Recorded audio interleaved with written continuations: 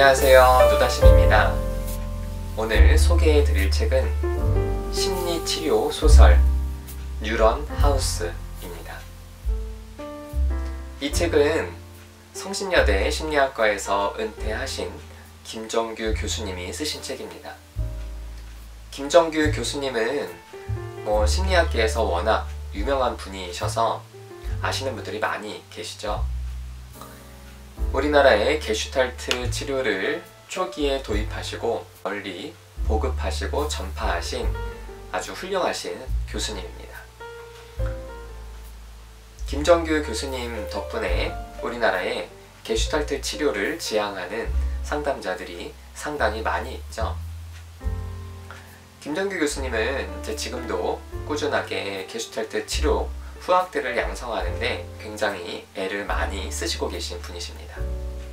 책 날개에서 교수님 소개를 읽어보도록 하겠습니다. 김정규, 복잡하고 섬세한 인간의 마음을 공부하고 싶어 대학에서 철학을 배웠고, 개개인의 마음을 구체적이고 심층적으로 들여다보고 치유하고 싶어 독일로 유학, 게슈탈트 심리학을 깊이 파고들었다. 게슈탈트를 우리말로 옮기면 마음, 그 중에서도 지금 순간의 마음이라고 볼 수 있는데, 상처난 마음을 깨닫게 하고 치유해서 늘 건강한 삶을 살아갈 수 있게 도와주는 일련의 치유 과정을 우리나라에 본격적으로 소개했으며, 현재도 상담 심리치료와 후학 양성에 힘쓰고 있다. 게슈탈트 심리학 국내 최고 권위자로 고려대학교 철학과를 졸업하고 독일 본 대학교에서 임상심리학 석사 및 박사학위를 받았다. 독일 프리츠 펄스 연구소와 미국 샌디에이고 게슈탈트 치료 연구소에서 연구 및 치료 경험을 쌓았다. 이후 성신여자대학교 심리학과 교수로서 성신여자대학교 사회과학대학장, 한국임상심리학 개장, 한국 게슈탈트 치료 학회장을 역임하였고, 인터내셔널 게슈탈트 저널과 게슈탈트 이 저널의 편집위원으로 활동했다. 현재 성신여자대학교 명예교수로 있으며 상처난 마음을 치유하는 공간 게슈탈트 하일렌을 개소, 심리치료와 전문가 양성에 힘쓰고 있다. 저서로는 게슈탈트 심리치료, 게슈탈트 관계성 향상 프로그램 등이 있으며, 번역한 책으로는 게슈탈트 상담의 이론과 실제 등이 있다. 제가 심리학 공부를 하기 위해서 대학에 편입을 했을 때 가장 먼저 들었던 수업 중 하나가 상담 심리학 수업이었습니다. 그 상담 심리학 수업에서는 여러 치료 이론들을 조별로 나누어서 발표를 해야 됐었는데요. 저희 조가 맡았던 치료 이론이 바로 게슈탈트 치료였습니다. 그래서 저는 게슈탈트 치료 발표를 하기 위해서 여러 권의 책을 찾아서 읽고 정리를 했는데요. 당연히 김정규 교수님의 책을 빼놓을 수가 없었죠. 그래서 제가 이쪽 분야에 들어서서 가장 초반에 알게 되었던 분이 바로 김정규 교수님이었습니다. 게슈탈트 치료는 굉장히 역사가 오래된 치료법입니다. 처음에 정신분석 훈련을 받았던 프리츠 펄스가 정신분석 학회에서 자신의 독특한 이론을 발표하면서 정신분석에서 배제되기 시작했고요. 그 이후 자신의 임상 경험을 통해서 자신의 이론을 만들고, 자신의 이론을 토대로 수많은 임상 사례들을 거치면서 게슈탈트 치료를 하나의 심리치료 이론으로 확장시켰습니다. 그래서 게슈탈트 치료는 그 색깔이 굉장히 독특합니다. 심리치료의 다른 분야에서 명상을 비교적 최근에 도입했지만, 게슈탈트 치료는요, 그 초창기부터 명상을 치료 방법으로 도입했고요. 그리고 또 정신분석적인 어떤 부분들도 반영하고 있으면서 게슈탈트 치료는 그 자체로 굉장히 매력적인, 그리고 또 굉장히 효과 있는 치료 이론으로 알려져 있습니다.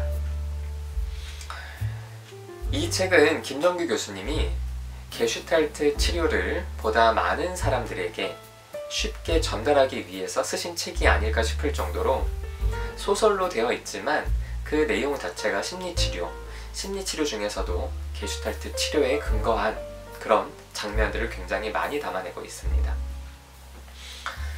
자, 뉴런 하우스는요, 일종의 쉐어하우스입니다. 어떤 사업가가 이 쉐어하우스를 만들고 입주자들을 모집하면서 월세를 굉장히 싸게 받는 대신 일주일에 2번 심리학자가 진행하는 집단 상담에 참여해야 한다는 조건을 내겁니다. 그리고 한국심리학회 홈페이지에 공고를 내어서 이 뉴런하우스에 입주해서 집단 상담을 이끌 전문가를 찾는다는 공고를 냅니다. 독일에서 심리치료를 공부하고 또 실제로 심리치료를 하고 있던 한국인 심리학자가 그 공고를 보고 한국으로 와서 이 쉐어하우스에 머물며 사람들과 함께 집단 상담을 하면서 무너진 인간의 마음의 본연적인 모습을 회복하고 관계성을 회복한다는 것이 이 책의 주요한 내용입니다. 저 역시 공동체를 계속 꿈꾸고 있기 때문에 이 책이 나왔을 때 빨리 읽어보고 싶었습니다. 그런데 제 출간 계획과 맞물려서 이 책을 읽지 못하다가 얼마 전에 읽게 되었죠. 이 책은 소설로도 굉장히 재밌는 부분이 있습니다. 생각지도 못한 사건들이 벌어지기도 하고요. 그 사건들을 통해서 우리가 갖고 있는 인간의 다양한 모습들이 드러나고 그 안에서 갈등과 화해의 드라마가 펼쳐지죠. 저 역시 집단 상담을 하고 있기 때문에 집단 상담을 반영하고 있는 이 책이 굉장히 흥미로우면서도 한편으로는 조금 아쉬운 마음도 들었습니다. 왜냐하면 이 책의 내용을 보시면 집단 상담이 어떤 하나의 전형화된 그리고 너무 이상적인 그런 형태로 사람들에게 각인되지 않을까 싶은 우려가 있는데요. 뭐 어쨌든 소설이니까 그런 부분들은 독자들이 충분히 염두에 두고 보지 않을까 싶습니다. 뉴런하우스, 함께 사람들이 모여서 삶을 이루어내고 그 삶 가운데 집단 상담이 중심이 된다는 기본적인 이 소설의 구조는 아주 마음에 듭니다. 저도 이런 공동체를 생각하고 있기 때문에 더욱더 그렇겠죠. 심리치료 소설, 저는 이런 책들이 조금 더 많이 나왔으면 좋겠다라는 생각을 합니다. 소설을 통해서도 인간의 마음에 깊은 통찰을 줄 수 있기 때문입니다. 물론 기존의 소설들도 그렇지만요, 심리학자가 심리치료적인 관점에서 쓴 소설이라서 그런지 저는 더 많은 것들을 고민해보고 더 많은 것들을 배우게 됐습니다. 아쉬운 점 중에 하나는 이 책의 등장인물이 조금 많다는 것입니다. 특별히 집단 상담을 계속 묘사하고 있기 때문에 8명 그리고 집단 리더까지 9명이 되는, 그리고 여기에 더해서 나중에 새로운 구성원이 추가되어 총 10명이 하는 집단 상담을 이렇게 글로 서술하는 과정이 쉽게 읽히지는 않습니다. 게다가 사람들의 이름이 모두 집단의 애칭으로 나오기 때문에 조금 더 헷갈리는 부분들도 있었죠. 자, 그럼에도 불구하고 집단원 개개인을 머릿속에 떠올리면서 그 집단의 장면을 상상하면서 읽는다면 이 책은 매우 실감나게 읽을 수 있는 소설이 아닐까 싶습니다. 게슈탈트 치료에 관심이 있으신 분들, 그리고 집단 상담에 관심이 있으신 분들, 이런 것들을 소설로 읽고 싶으신 분들에게 이 책을 추천합니다.